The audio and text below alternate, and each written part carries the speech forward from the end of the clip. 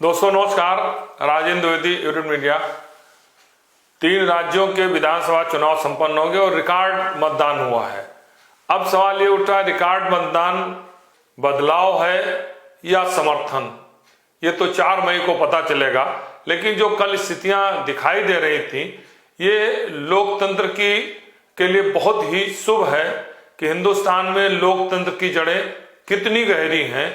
विशेषकर आसाम में, जहां पर तमाम बूथों पर दिखाई दे रहा था कि न कोई पुलिस थी, न कोई फौज था, महिलाओं की मतदान प्रतिशत 90% से अधिक था, शांतिपूर्वक मतदान हो रहा था, कोई वायलेंस नहीं। अच्छा, केरला में छुटपुट वायलेंस हुए, लेकिन वहां भी ऐसी कोई स्थिति नहीं। पुडुचेरी की स्थिति बहुत थी। तो इससे लगता है कि भारत के लोकतंत्र की जड़ें कितनी गहरी हैं।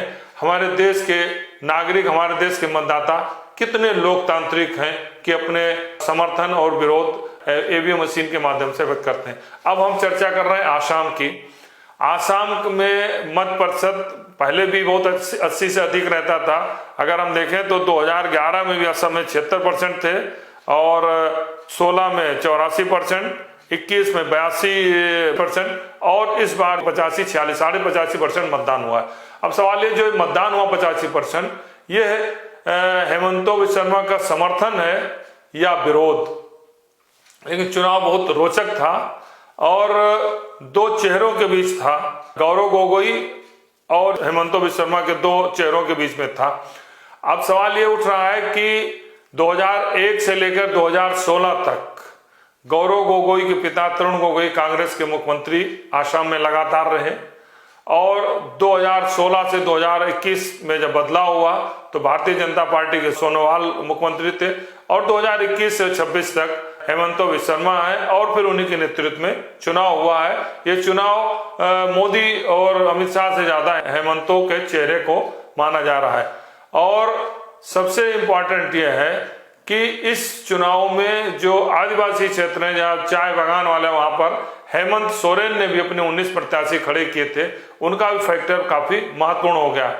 अब सवाल ये उठ रहा है कि जो 85% मतदान हुआ है, 85.5%, ये बदलाव का है या समर्थन? ये तो 4 मई को पता चलेगा।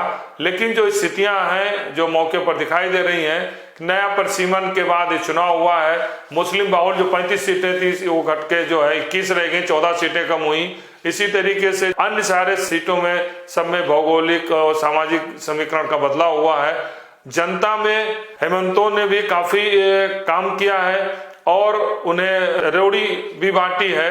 दूसरा तरीके से हिंदू मुस्लिम का भी हुआ, SIR का भी काफी वहां प्रभाव रहा, सब कुछ रहा। लेकिन इसके बावजूद भी मतदान प्रतिशत, शांतिपूर्वक मतदान प्रतिशत, और एक तरफा कोई चुनाव नहीं कह सकता। लेकिन एक बात जरूर मानिए, अगर ये चुनाव परिणाम मध्य प्रदेश, दिल्ली या बिहार जैसा आएगा तो निश्चित मानिए कि हेमंतों को तो अवसर नहीं मिलेगा, क्योंकि कोई ना कोई नया चेहरा भारतीय जनता पार्टी लेगी, उसका ट्रैक रिकॉर्ड है।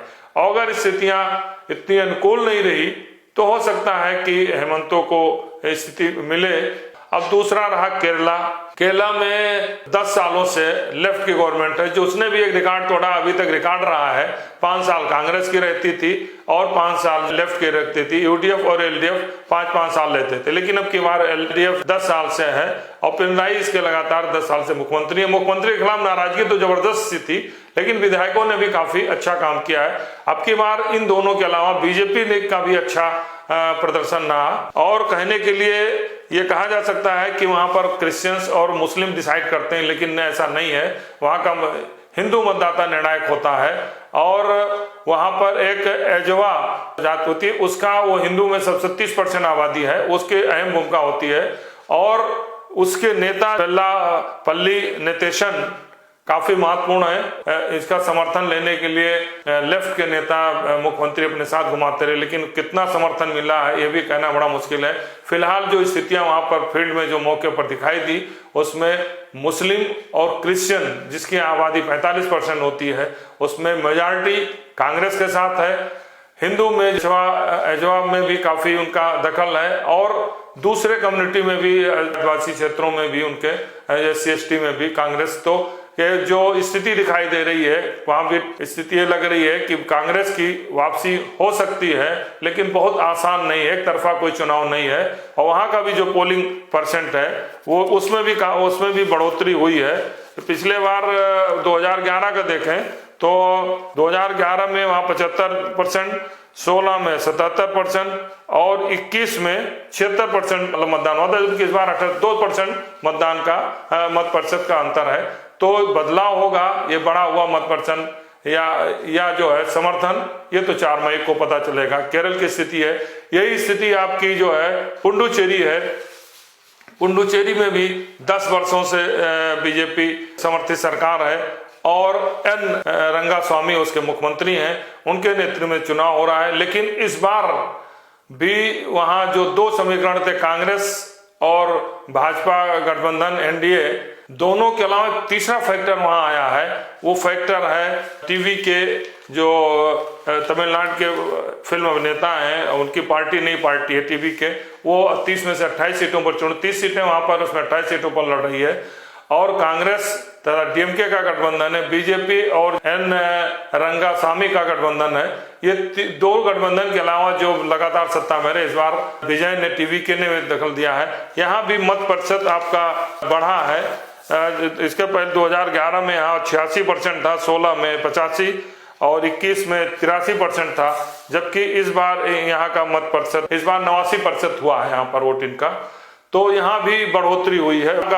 मतदाता समर्थन में है या विरोध में है, ये इंपॉर्टेंट है। लेकिन तीसरा फैक्टर जो टीवी के है, ऐसा भी हो सकता है यहाँ पर एक बार हंग असेंबली की भी स्थिति बन सकती है। इन दोनों के अलावा टीवी के विजय वो भी निर्णायक हो सकते। तो अब बढ़ा हुआ मत प्रतिशत तीनों राज्यों में, केरलम, पुडुचेरी और असम, किसे लाभ पहुंचाएगा, किसे नुकसान, सत्ता की वापसी होती है या नए सत्ता का समीकरण बनता है, बदलाव होता है, ये तो 4 मई को पता चलेगा।